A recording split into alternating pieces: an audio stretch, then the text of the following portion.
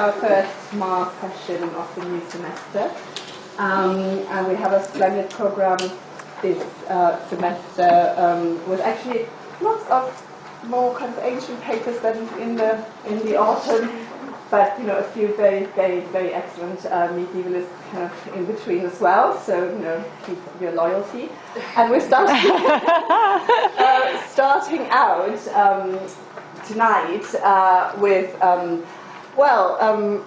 someone we actually already wanted to come and speak to us last year, and we're so glad that she could make it this year. Angie Hobbs, our professor of the public understanding of philosophy here at Sheffield.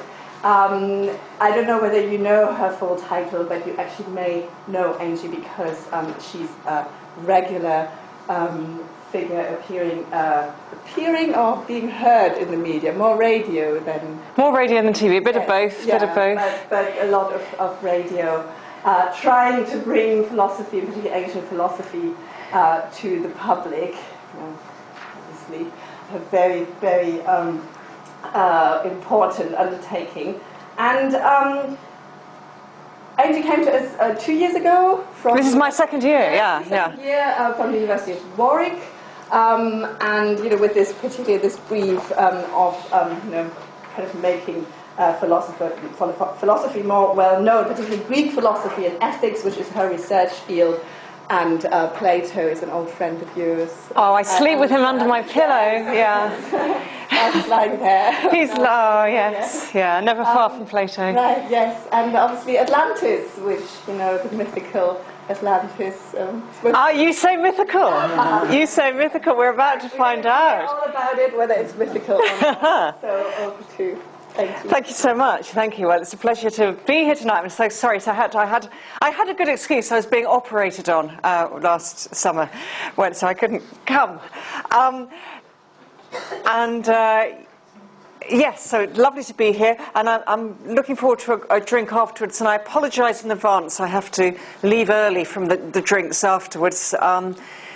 Julia mentioned I do some radio work. I'm actually just booked yesterday to do a live programme this evening on Radio 4, being mauled on the moral maze, probably on the relationship between science and morality. So who knows what the evening has in store. This is the fun bit. So Plato and Atlantis. As you know, the legend, I say legend, I hope it's a slightly more neutral term than myth. The first mention of it is in Plato's dialogues, the Timaeus and the Critias, which he's writing in about the 350s BC. And of course, one of the questions we're going to be looking at tonight is whether he made the entire story up. And if so, why he's interested in it. And even if he didn't make it all up, why he's interested in it. It's something that's just captured the public imagination from the very beginning, as we'll find out. Even amongst Plato's own followers, Aristotle and Crantor, there was disagreement about whether or probable disagreement about whether he was making it up or not. And the debate went on through the Academy, through the Neoplatonists. Appropriately enough for this venue, it was a big debate in the Middle Ages as well, because the Timaeus was the only dialogue in its entirety that was well known, of Plato's, that was well known in the Middle Ages in a Latin translation by Chalcidius. As you know, Plato was largely lost to the world for many hundreds of years until Ficino kind of learns Greek and reintroduces Plato to the West in the late 15th century. So, and the Timaeus, it's never gone away. As we'll see in a minute, we'll look at some pictures. There have been maps of Atlantis. There are all these expeditions to find Atlantis. Newspaper editors mention Atlantis in a headline, and it sells copy. It's been discovered, I put in quotes, all over the world. We'll see, it's been linked, as we'll see, to Thera and Crete, off southern Spain, Madeira, wherever anybody wants to spend a summer researching, really. Horrible Himmler even sent an expedition to Tibet in the 30s to look for Aryan Atlanteans. He decided had pitched up in Tibet. So, it's just all over. One of the most recent discoveries has been but it's linked with the ancient Tartessus civilization off southern Spain, somewhere to the west of the Canaries. It crops up all over the place. Okay, so there's much fun to be had, and this, I got interested in it partly because I was asked to do a couple of TV programs about it. One was on BBC Two with Bethany Hughes, and that she was putting forward the theory that it's basically theory of Santorini. And it was sort of, in the eruption of the Minoan, which destroyed the Minoan civilization. Sorry, correction, given it's being recorded. Theory, of course, is the ancient term for Santorini. And then I did another one with National Geographic, which claimed that Atlantis is basically off southern Spain, and that, as we'll see in a moment, was bizarrely filmed in Venice. But only because I happened to be there for a conference, and they thought, oh, well, good, water, Venice. Well, it's all the same thing. So I had to waft around Venice for 2 days looking for Atlantis. I didn't find it. Anyway, so as I said, Plato is the first place where we find the story, possibly because he made it all up. And here is Plato. So he's the guy with his finger pointing up to the heavens to show that reality lies in the realm of the forms away from this world. That's Plato looking fetching in cerise.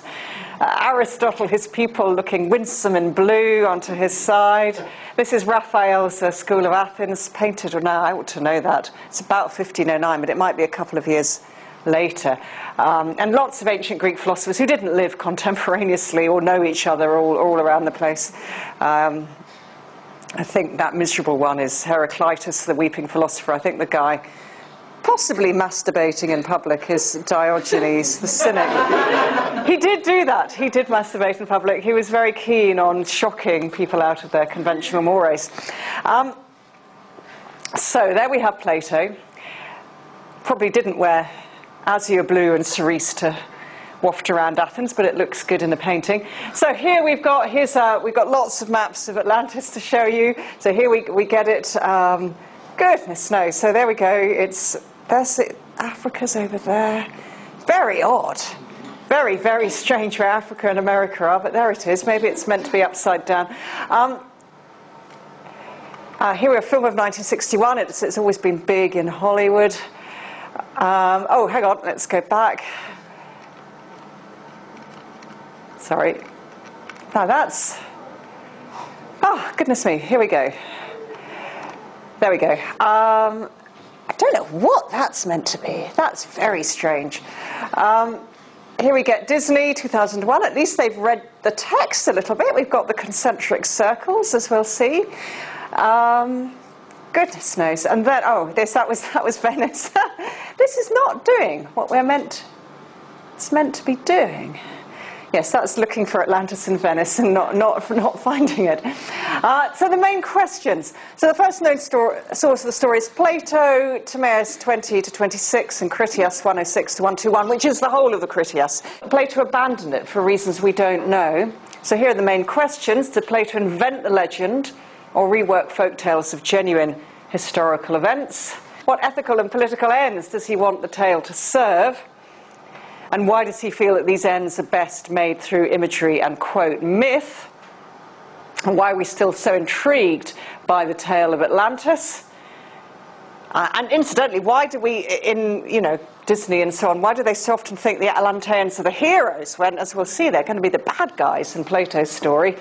And how would we feel if it were ever actually found? Well, I think a lot of newspaper editors and journalists would be very disappointed because they would lose a future source of income. But maybe more of us would be disappointed. Maybe we need Atlantis to remain a myth. Now, why is the tale introduced in Plato's Timaeus? This is something that often gets overlooked. So the conversation of the Timaeus takes place dramatically, because as you know, Plato's writing his dialogues in the 4th century BC, but sets them in the 5th century BC, because Socrates is nearly always a main character, and he was put to death in 399. The conversation of the Timaeus takes place dramatically on the day after Socrates has described the ideally just state of the Republic. So Socrates is a glutton for punishment. He's just gone through 10 books of the Republic. One day, the next day, he pitches up and goes through the Timaeus, which is a weighty tome in itself, and dense and difficult and interesting. Now, in the Timaeus, Socrates says at the beginning, they discuss how they've gone through this sort of ideally just state the day before. They talk about the controversy that it aroused. And it's quite funny, the complaints that have been made about it. People have been protesting about the community of sort of wives and children and so on. And you can almost hear Plato off stage saying, oh, they're just going on about the community of wives and children. They've missed all the metaphysics. They've missed the epistemology. They don't understand me. And Socrates says to his interlocutors in the Timaeus that he would love to see this ideally just state in action. He's described it the previous day, but he wants to see how it would fare in action. And he particularly wants to see how the ideally just state and how its virtues would serve it in time of war, in the time of the greatest stress. Fortunately, usually an indication that Plato is being ironic, his great friend Critias happens to remember a story which he heard from his grandfather as a young boy. And this story tells of a war 9,000, remember that date, 9,000 years before, between prehistoric Athens and the people of Atlantis, which was an island kingdom beyond the Pillars of Heracles. So it is very precisely situated in Plato's text. It's somewhere beyond the Straits of Gibraltar. We know from the historian come anthropologist come fantasist Herodotus that the Pillars of Heracles are the Straits of Gibraltar, and it was the ruler of a vast empire.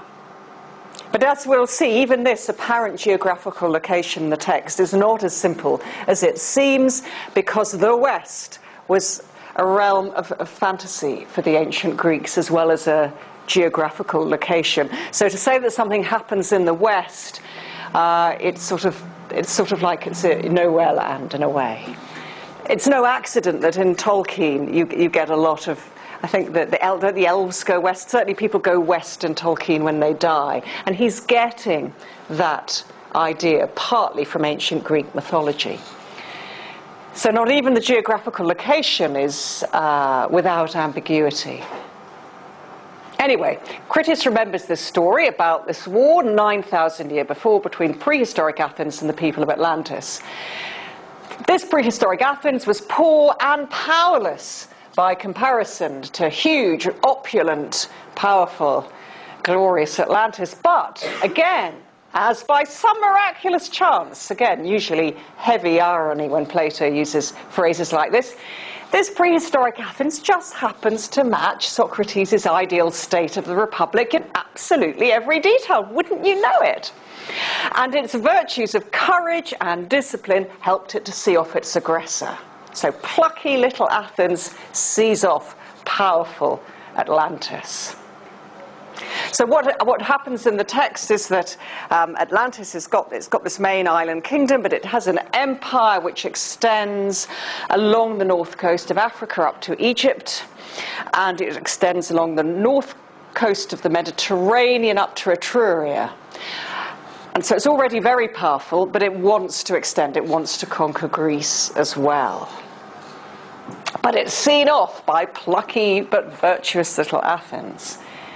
However, it's not an uncomplicated morality tale, because after its defeat of Atlantis, both the island of Atlantis and Athens, prehistoric Athens, are destroyed by earthquake and a tsunami in a single terrible day and night. It's not just Atlantis that's wiped out, it's prehistoric Athens too, so its virtue didn't get it to survive for very long.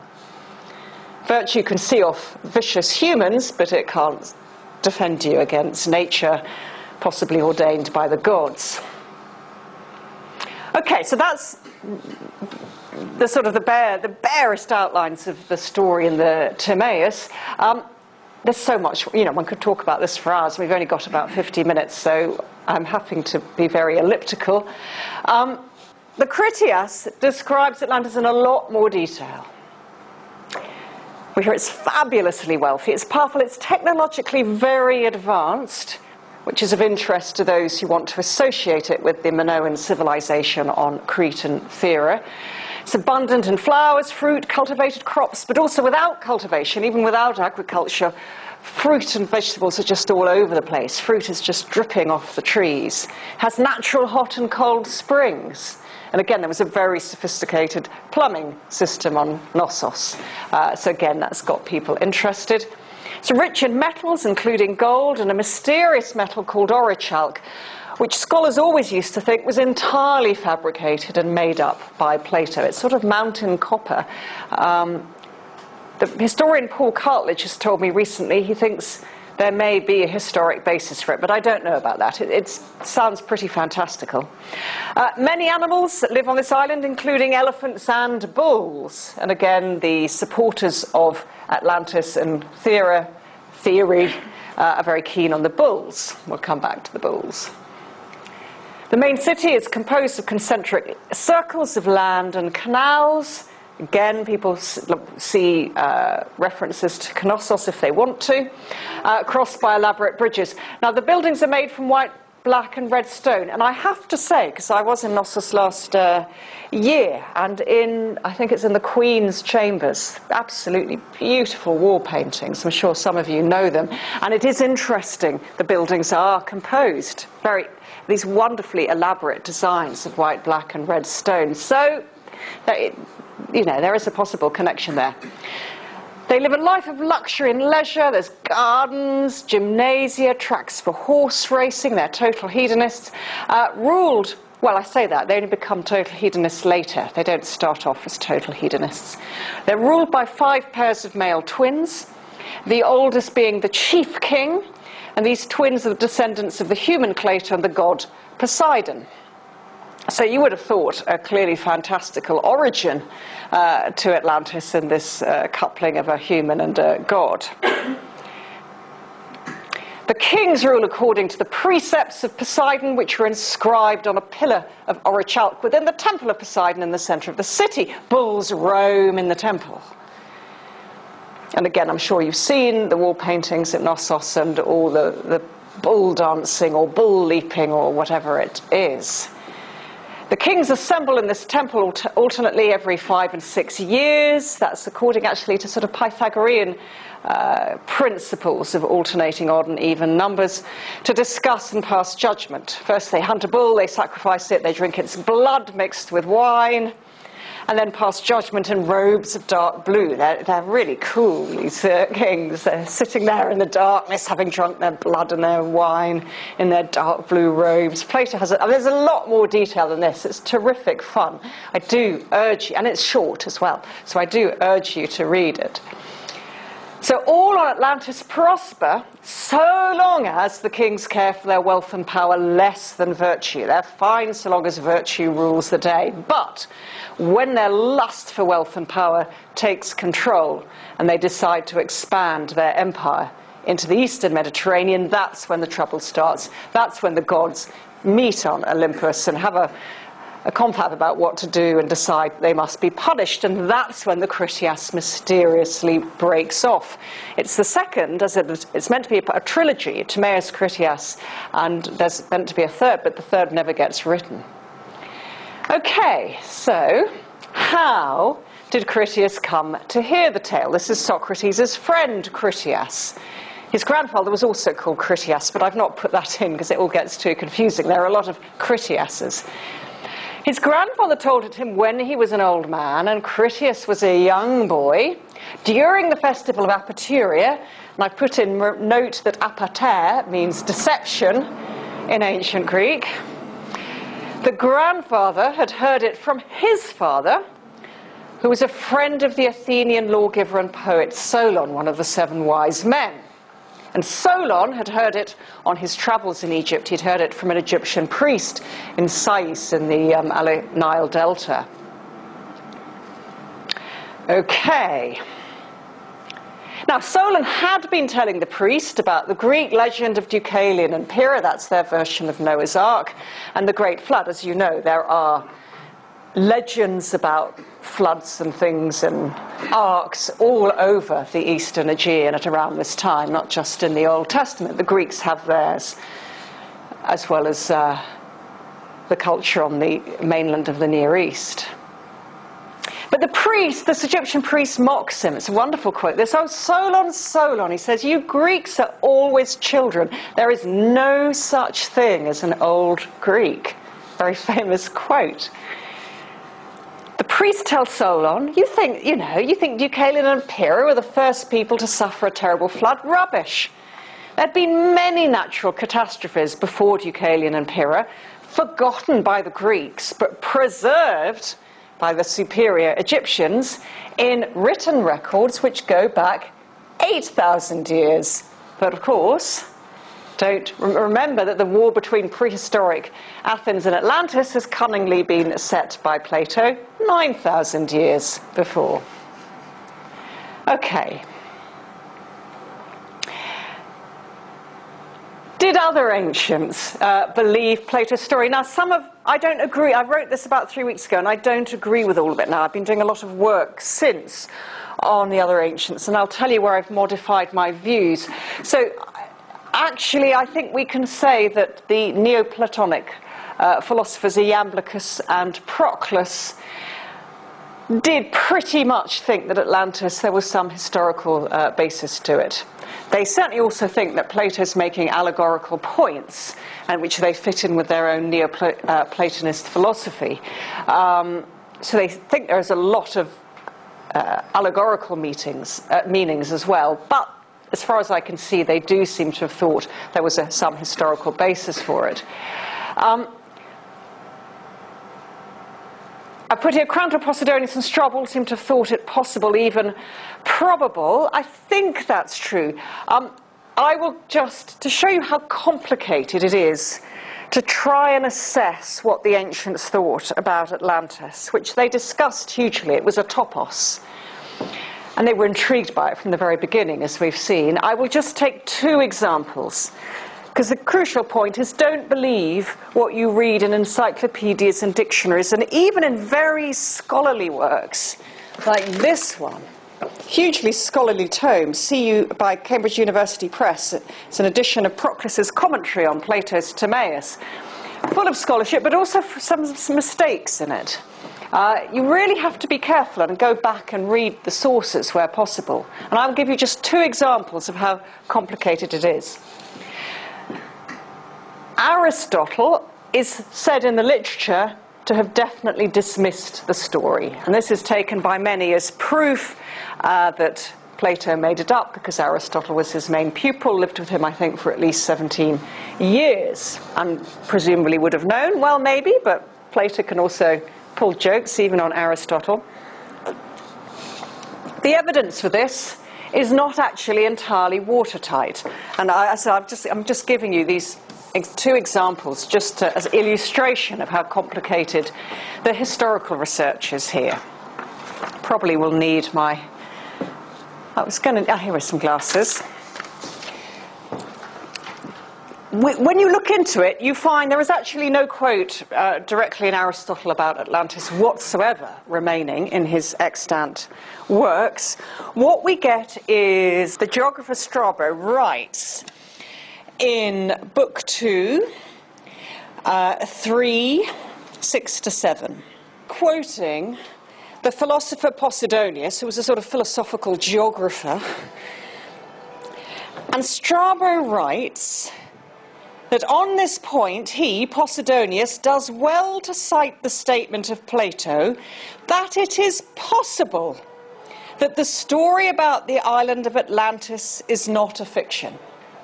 So Strabo says approvingly that Posidonius said approvingly that Plato said that it is possible that the story of Atlantis is not a fiction.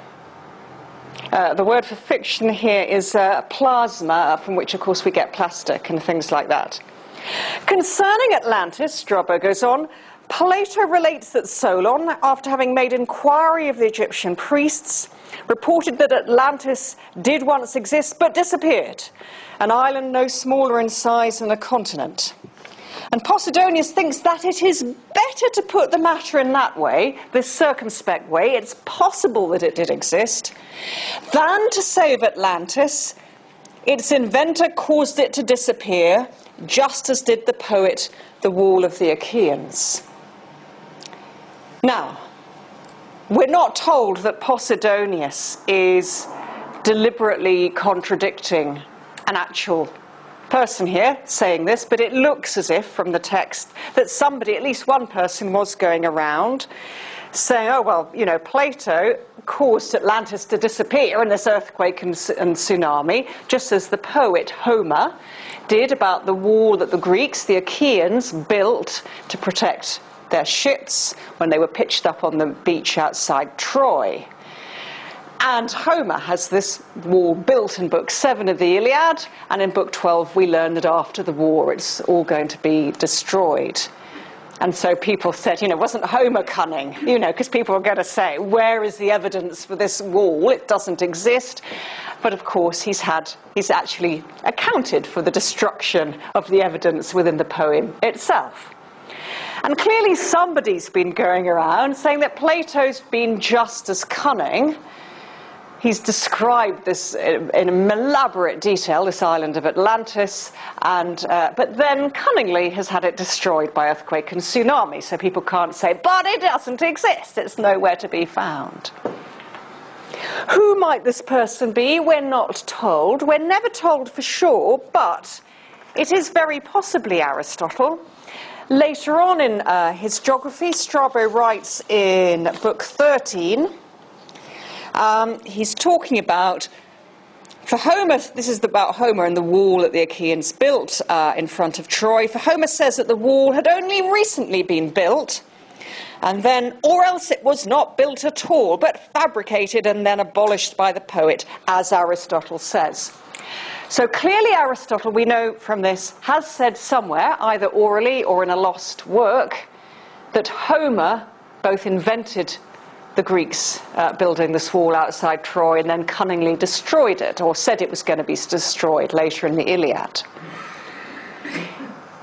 So it's possible, it's indeed probable, that this is part of the conversation where Aristotle says, you know, and guess who else did the same kind of thing? Plato in his tale about Atlantis and the Timaeus and Critias. So it's very probable, but it's not watertight. That's as good as it gets. Now, I'll take one other example, Crantor. So Aristotle's often taken in the literature as somebody who definitely thinks Plato made it up. Well, we've got very probable evidence that Aristotle thinks that. Crantor, also a close disciple, is often said in dictionaries and encyclopedias to definitely have thought it was true. Again, not entirely accurate. We don't have Crantor's works. We have an account of what he said in Proclus, who's writing much, much later, 5th century AD. And Proclus says that Crantor said that it was straightforward historia, that the tale of Atlantis is straightforward historia. It doesn't say true historia, he says straight or straightforward historia. And the word historia, as I'm sure some of you know, yes, it initially meant investigation. By this time it already means history, but that doesn't necessarily mean a precise, dedicated attempt to recover the past and set it down in absolute, accurate, factual detail.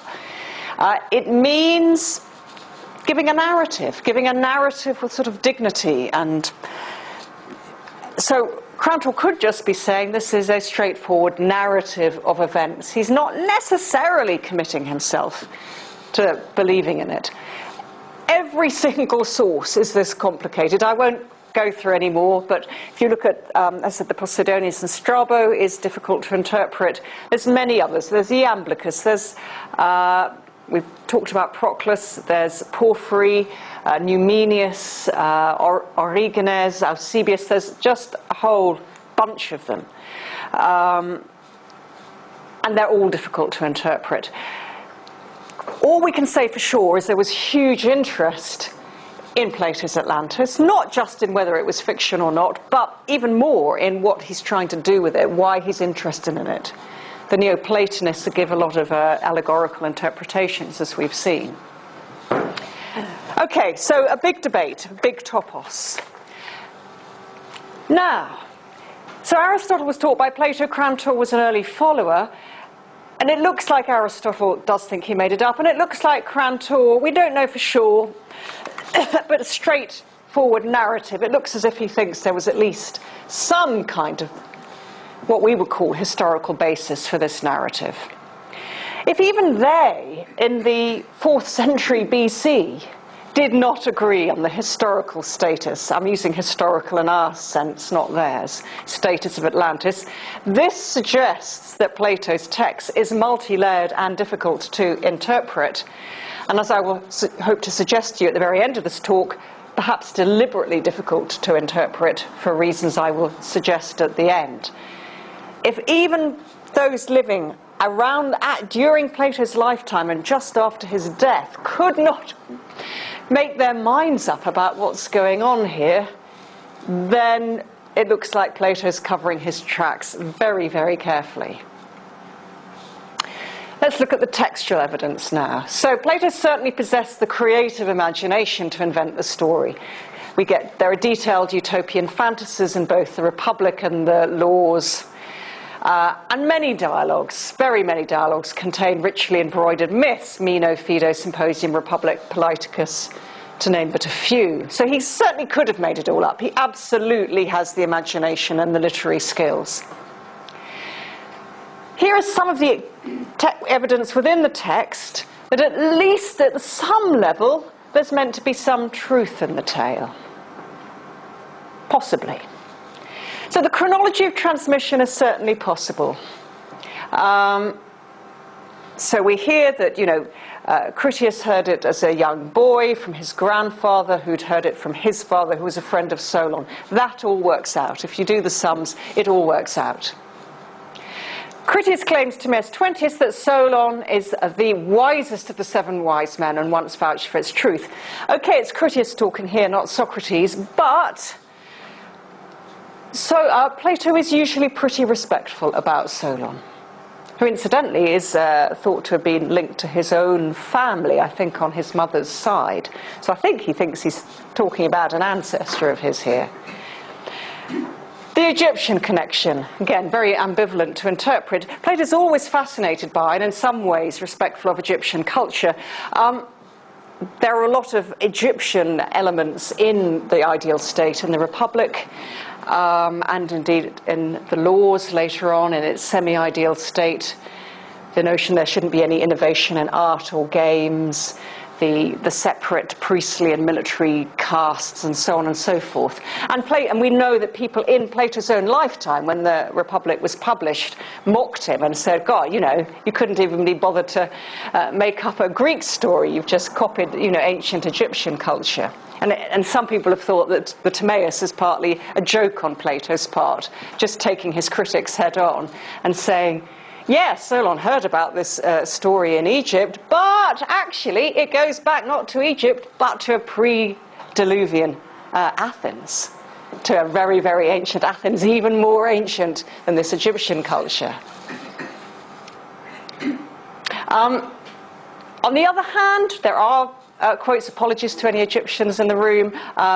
There are racist quotes in Plato, or at least culturalist quotes, which say that the Egyptians are untrustworthy, and I'm afraid that was the racist culturalist stereotype at the time. So what do we make of this Egyptian priest? Again, the evidence is very ambivalent. Except we know he's clever. Plato always thinks the Egyptians are very, very clever, and he loves their interest in maths and astronomy and so on. At Timaeus 26, Socrates says, it is not a fiction, a mythos, but a true account, an alethanos logos.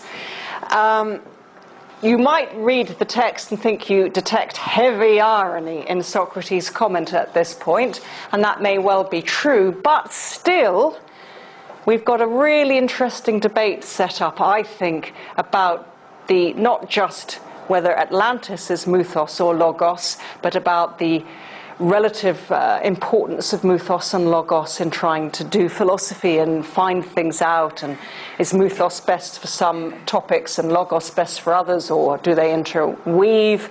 Of course, the very word mythology, mythologia, a rational study of myth, suggests that mythos and logos can intersect. And Critias also makes a very pointed reference to Solon's manuscript at Critias 1:13. He kind of says, you know, Solon actually came back with a manuscript. Okay. So possible evidence for it being true, at least at some level, but with lots of possibilities for irony as well. Evidence for fictionality. Critias goes out of his way to emphasize the story was told him by a very old man when he was very young, and he goes out of his way to emphasize the imperfections of an old man's memory. And again, at Critias, he says that he will see if he can remember what he was told as a child. Okay, so lots of possibility for forgetfulness, getting muddled. Some elements of the tale are clearly fantastical, certainly the intermingling of gods and humans, probably the metal orichalk. If Plato didn't invent them, somebody did. So at some level, clearly elements of this tale are fantastical. Whether it's their Plato's fantasy or whether he's been told a fantasy as a child by his nurse or something and remembered it and reworked it, we'll come back to. And Timaeus 25 is surely ironic. When Plato writes that pre-catastrophe Athens happened by some miraculous chance to coincide with the ideal state of the Republic in every single detail. That's a phrase that Plato nearly always uses when he's being sarcastic. Clearly, there are also plenty of opportunities for error or deception. Plenty of scope for alterations to the tale during its transmission from Solon to the younger Critias. Solon may have misunderstood or misremembered what the priests told him. The priests themselves may have been confused over some elements of the tale because their records only go back 8,000 years, not 9,000. Or they may have deliberately set out to deceive Solon, or simply told him what they thought he wanted to hear. Oh, Solon, Solon, you Greeks are always children. There is no such thing as an old Greek. It looks like they think they can run rings around the tourist.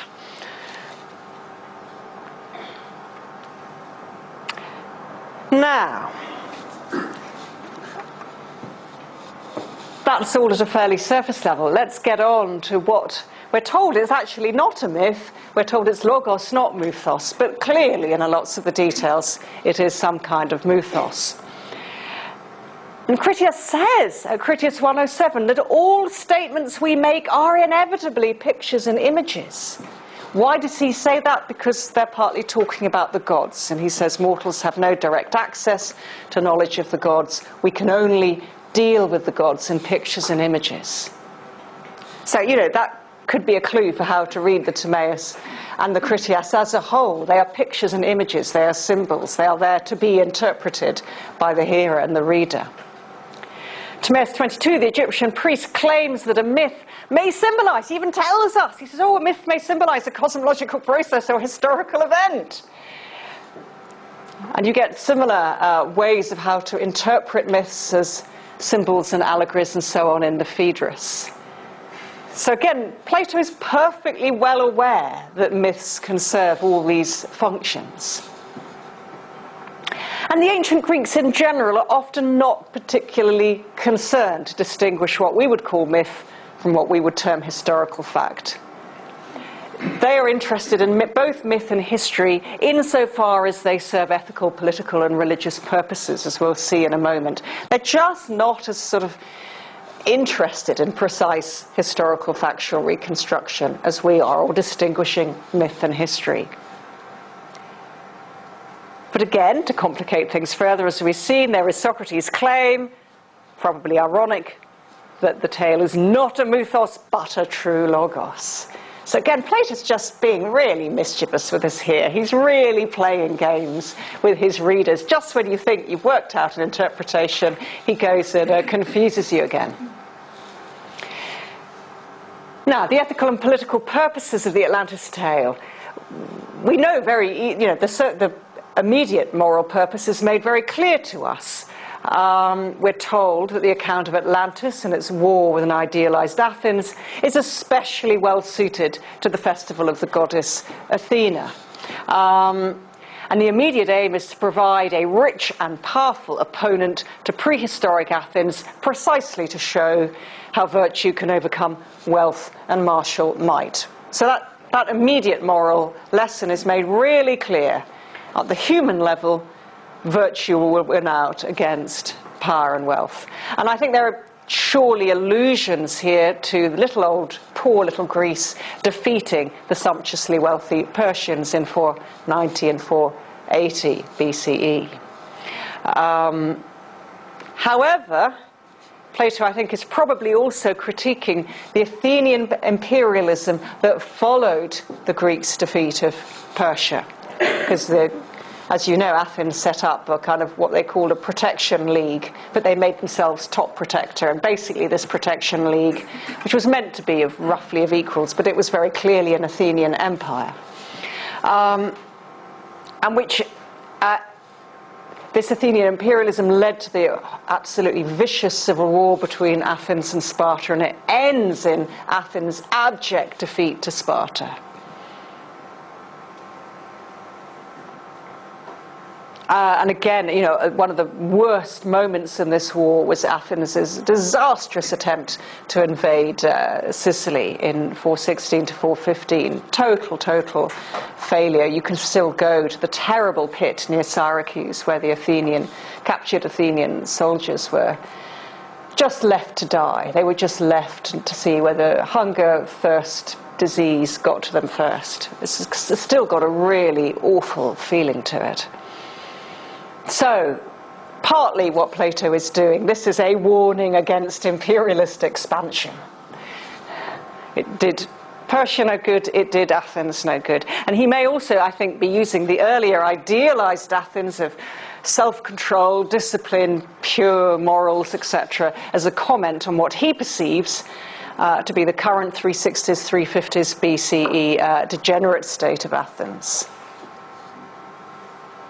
Now, there may also, and I've just put this, I have no evidence for this, but it just intrigues me, because, of course, what empire is starting to build up in the 360s, 350s BCE? Of course, the Macedonian Empire, which, Plato's pupil Aristotle, his father had been doctor at the court of the Macedonian kings, so Aristotle himself becomes a tutor after Plato's death to the young Alexander the Great. So, Plato would have known what was going on in Macedon, I think. On the whole, the Greeks missed it, or the Athenians missed it. They were still, all the orators at this time are thumping out stuff about beware of the resurgence of Sparta. They're still worried about Sparta. And they completely miss the real threat right on their doorstep in Macedon. They just miss it until it's all too late. Now, as we saw, though, this is just at the human level that virtue will win out over vice. Because even though gallant little prehistoric Athens defeats hubristic Atlantis, both civilizations are wiped out by the earthquake and tsunami that follow. Now, Plato's always really interested in this notion of cyclical natural cataclysms. He discusses them in the Politicus and Laws, as well as the Timaeus. He believes that history is cyclical, that civilizations sort of emerge from scratch, build themselves up, some flood or earthquake or fire destroys them. Just a few people remain, depending on the nature of the catastrophe. They'll either be shepherds in the hills or people down at the coast. And they have, all their technology's been wiped out. They've probably forgotten the art of writing. Their books have gone. All their knowledge has gone. Their historical records have gone, and they start again. Why is he interested in this? Well, for two reasons. He wants the message to get through to us that, though virtue is much superior and more useful than vice, all human achievements and hopes, even when supported by virtue, are still fragile. We're still at the mercy of the gods. We're still as naught compared to the gods. And, of course, the notion of cyclical catastrophes also allows him to examine how civilizations can develop again after disaster and near extinction. He loves this idea. Why do humans get together in groups? What are their motives for doing that? How best to live in a group? How does it all work? When do you first need a political structure? When does money come along? When does philosophy come along? And so on and so forth. Which desires most need to be satisfied, etc. So this just gives him a lovely clean canvas. So as we've seen, Plato is not particularly concerned with a precise factual recovery of the past. He's always very happy to mix up his historical and mythological sources, as we would distinguish them, and embellish them with his own very fertile imagination. That does not rule out the possibility that Plato did inherit some oral tale. I say oral, there is no other written record of it, of a civilization lost to earthquake and flood. And that tale may well have had its origins in folk memories of what happened to Minoan Thera and Crete. Also the destruction of the Mycenaean Greece and the Peloponnesian mainland. Persian wars might get mixed in here.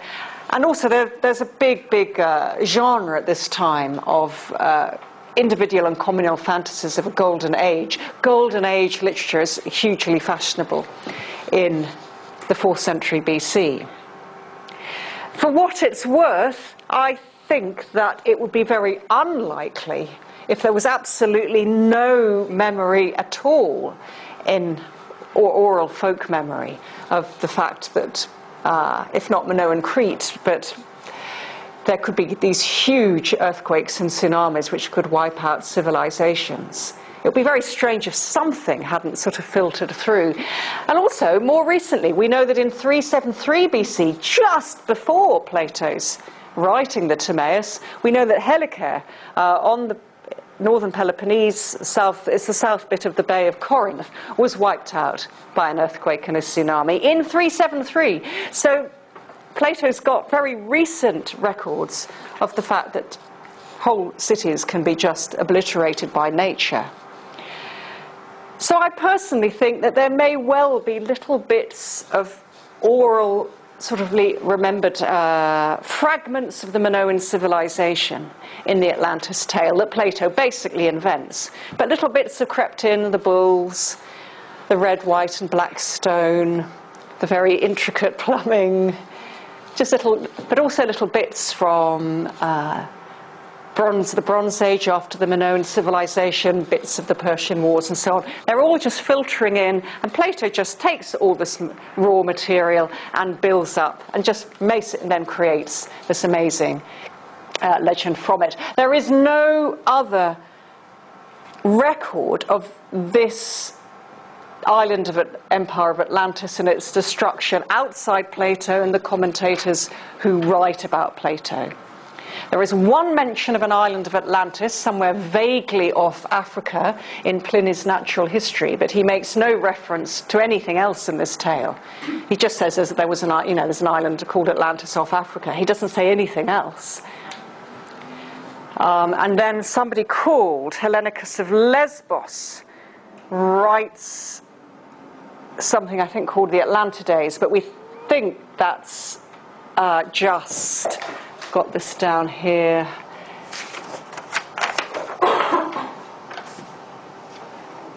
Yes, as far as we can tell, that's simply about the descendants of the god of Atlas.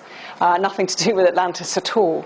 So there's really no other mention of this island and its expansion and the war and its destruction outside Plato and the people who are discussing whether Plato made it up. So I think he basically made it up for reasons that we've looked at, but weaving in little bits.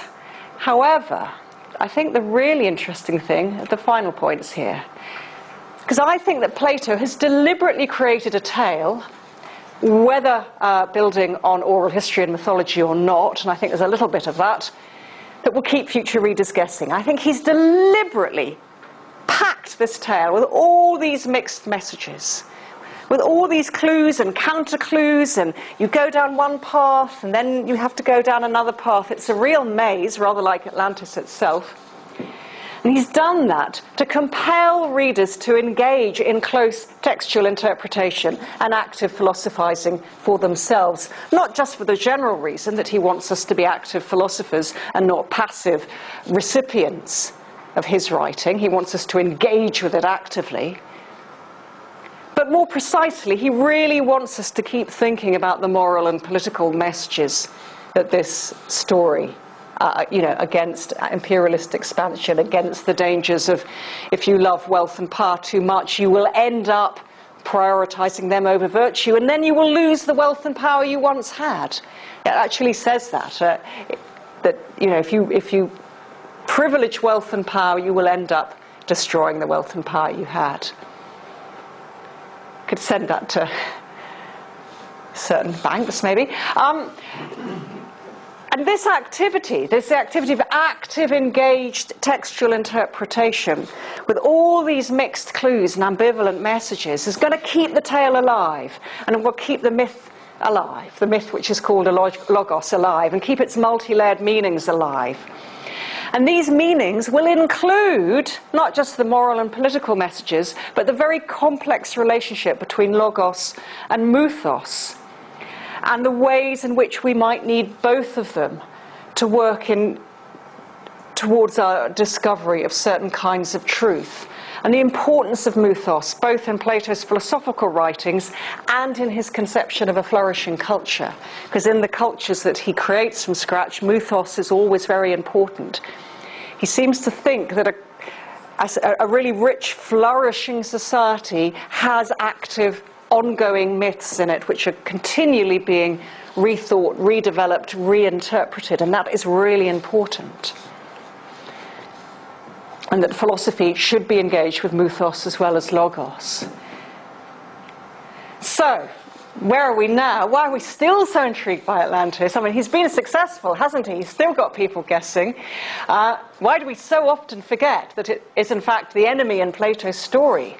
And that's very interesting, because as with all myths, you learn as much about yourselves and the age you live in from how you currently interpret them as you do about whatever the intention was in their creator. We read ourselves and our culture through our interpretation of myths. And if Hollywood kind of lazily sees Atlantis as the good guy and the hero, that tells us a lot, does it not, about the values of the film world or the audience they think they're appealing to and want to come and see their films. Would we be elated or disappointed if Atlantis were ever actually found? Do we need it to remain a myth? I rather think we do. Unfortunately, that's good, because I think it always will, because I do think Plato basically makes most of it up. Anyway, thank you very, very much. Do feel free to get in touch. I've also left a few cards. Thank you.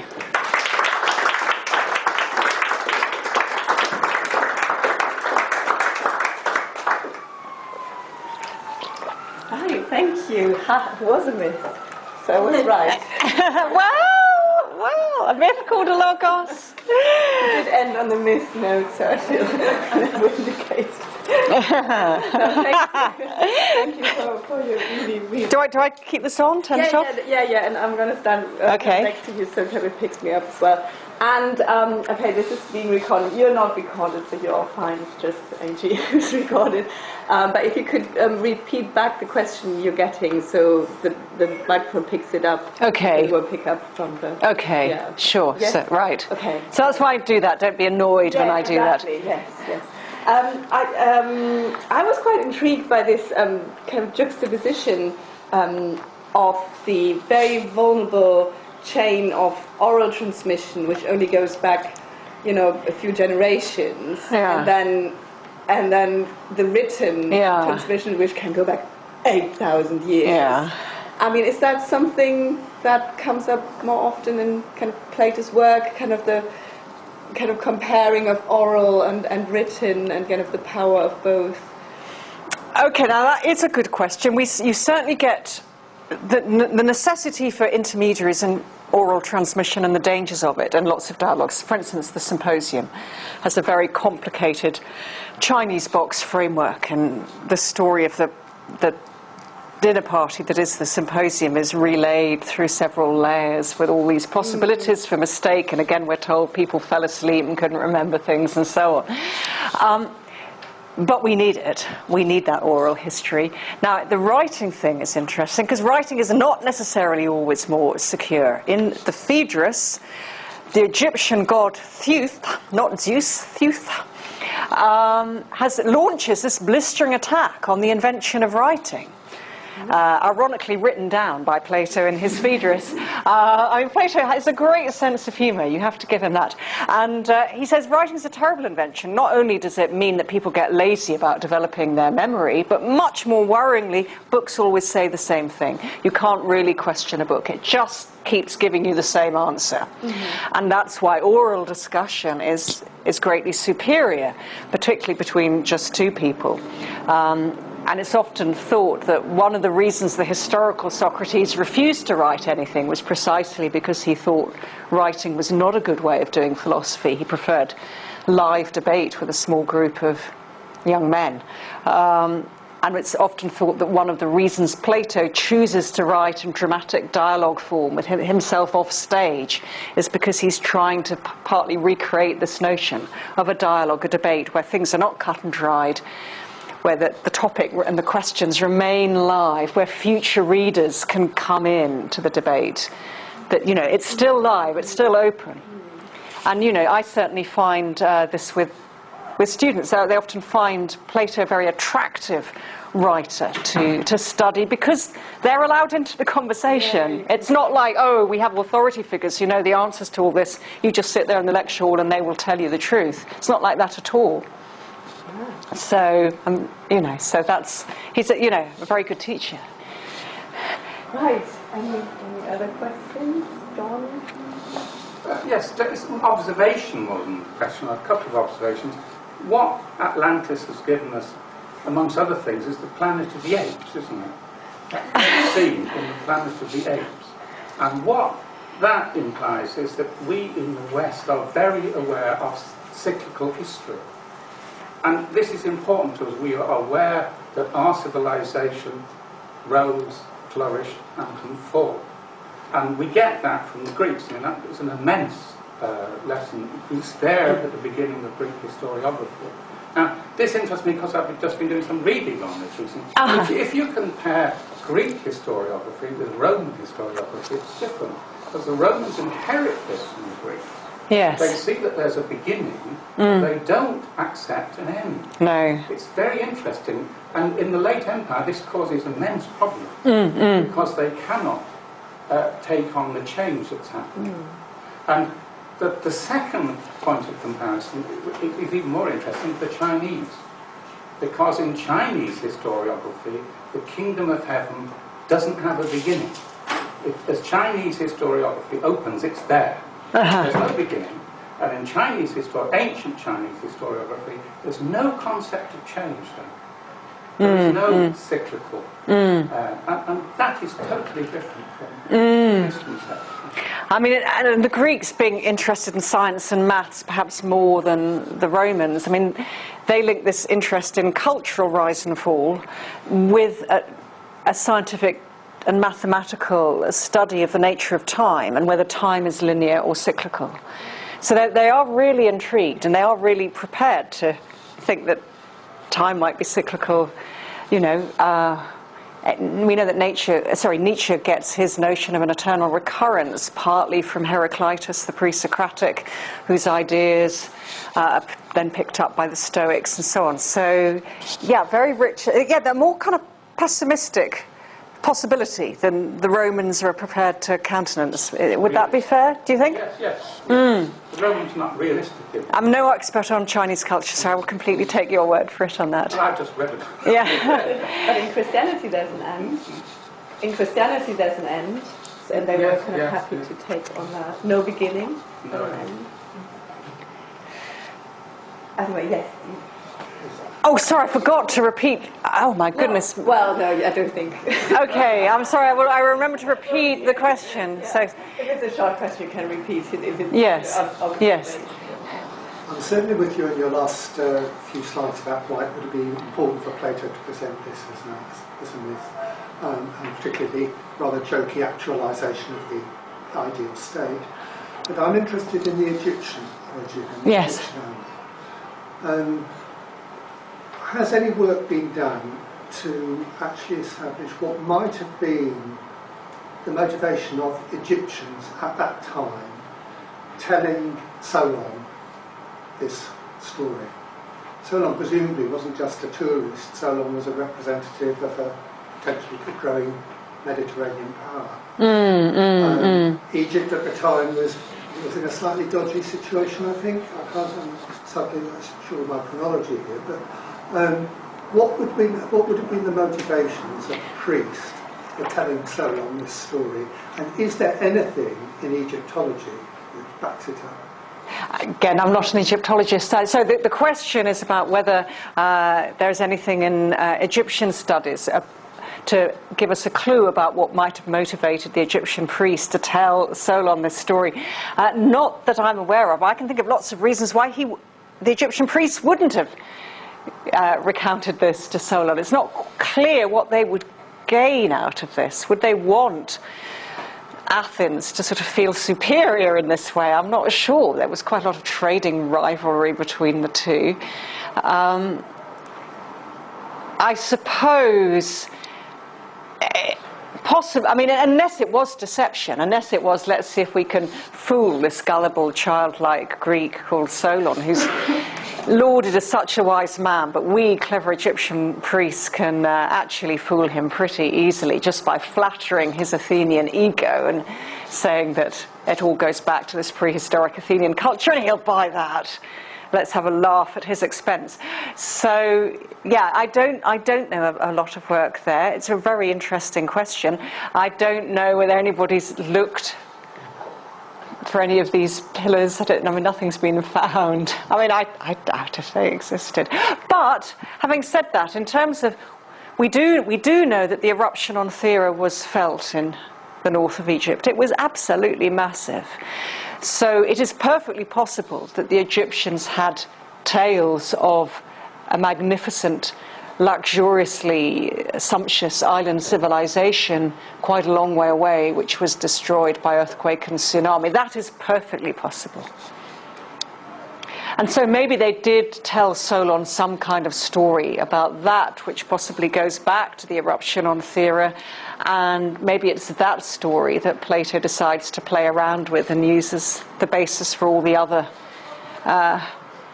aesthetic, ethical, political, epistemological things that he wants to do with the Atlantis tale. That's a very good question. Thank you. Are there any Egyptologists in the room who might know about this? No, okay, but thank you. That's I will go and ask about that.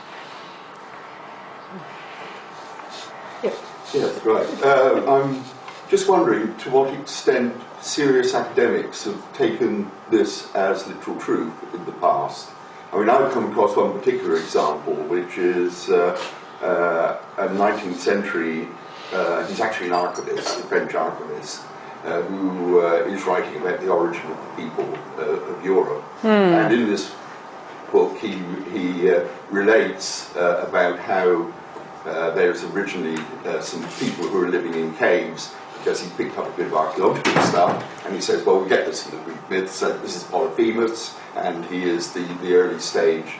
And then he starts going about the origin of various peoples in Europe. And he is talking about the origins of the Iberians, and he says, well, these are the people who came from Atlantis. And this is put down completely seriously. And then he goes on to talk about the Ligurians, and then he goes on to talk about the arrival of the Celts, which is where I start to getting mixed up with this. Now, this man, Henri Darbois de Jubainville, this is a book which is taken very, very seriously in the late 19th century. And his ideas go on, in fact, have a very major influence on the development of archaeological thought in the early 19th century. Early 20th century. It's not the Atlantis bit, it's the stuff that he's writing about the Celts and the Ligurians and so on. And it's still having an impact, in fact, on archaeological thought today.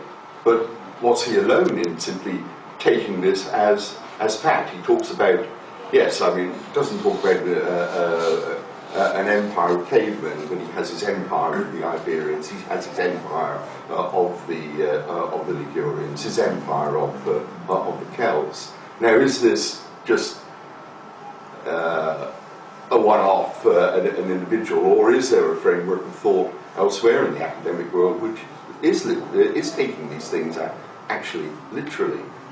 Well, not so. The question is, do serious academics, either now or in the past, take this story literally? Do any serious academics take it literally? Excuse me while I have a glass of... Oh, that's gone. I think the answer is that until the 19th century, quite a few serious thinkers did at least think there might be some historical basis to it. As I should have added, this man ended up as the first professor of Celtic studies in the Sorbonne. Yes. Very good academic. I don't know of any serious academic who thought the story was true. It is true in every detail, and not a single one. I mean,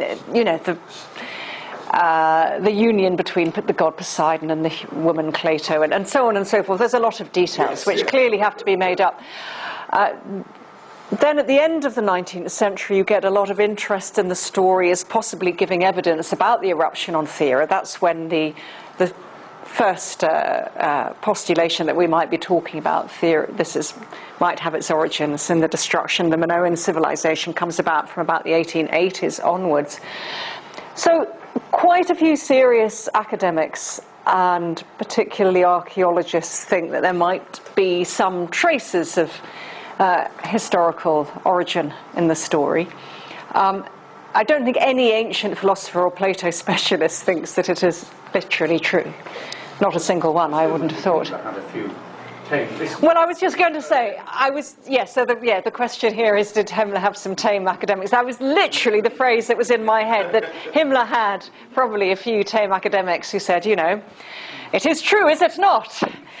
That Atlantis can be found, that descendants of Atlantis can be found in Tibet. Go find them, go and measure their heads.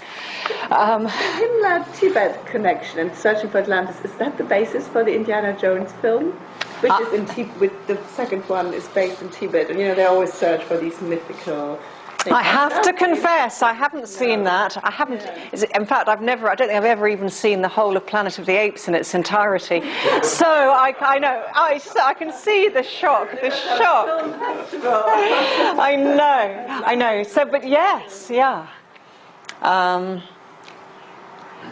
It's taken seriously by ancient philosophers because people think that Plato's trying to do very serious things with it, and that it's survived for good reasons.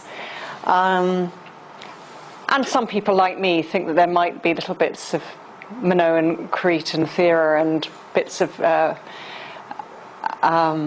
Mycenaean Greece and bits of the Persia have floated in here.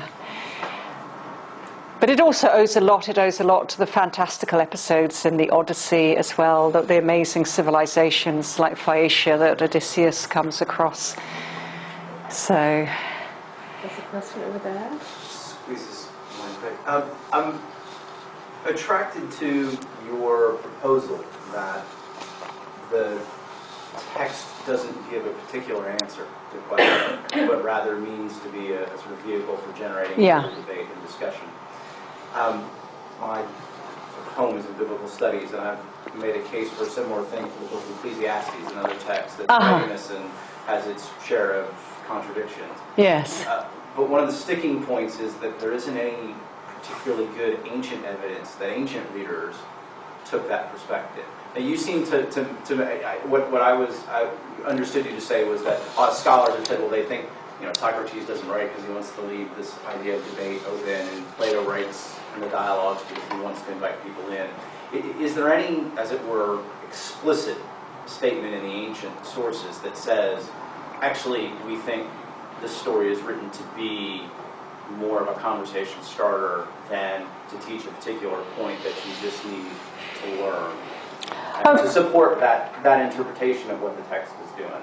Okay, so the question is, if Plato is deliberately writing the tale in such a way as to leave it ambiguous about whether it's true or not, and to sow all these conflicting clues for us to follow so we get engaged and do active philosophizing for ourselves. Did any ancients think that that might have been what he was up to? I'm not sure I can think of a text which says this is clearly his motivation.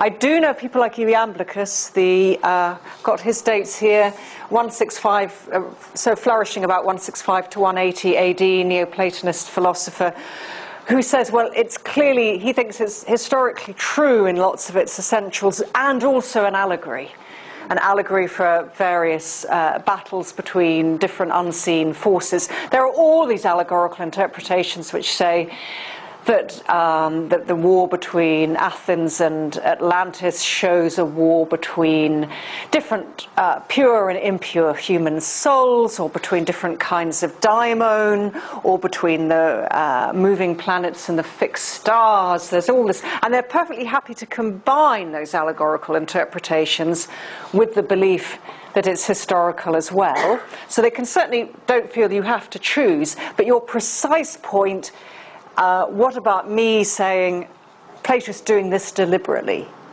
Is anybody saying that in the ancient world? Not that I can think of. But I still hold on to my theory. So. Further questions?